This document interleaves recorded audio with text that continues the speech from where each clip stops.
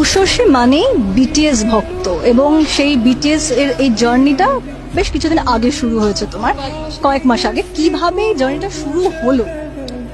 আমি হইচইয়েরই একটা series shoot করছিলাম, গোড়া গোড়া 2। তো সেই সময় আমার খুব জ্বর হয়, ভীষণ জ্বরে পড়ি এবং ভীষণ শরীর খারাপ ছিল।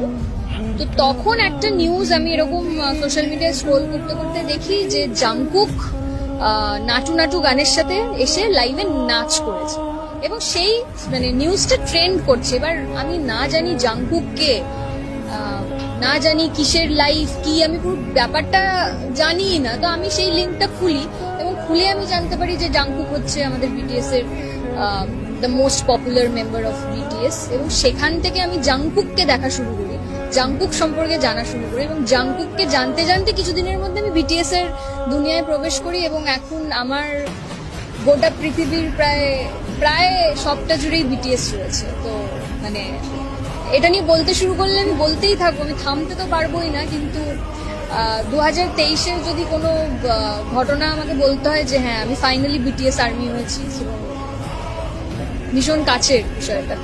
বিটিএস মানে শুধু গান নয়, তার একটা জীবনধারা। তো তোমার উপর সেটা কি এফেক্ট পড়েছে? বিটিএস মানে শুধু গান নয়, শুধু জীবনধারা। ওরা ইতিবাচক কথা বলে,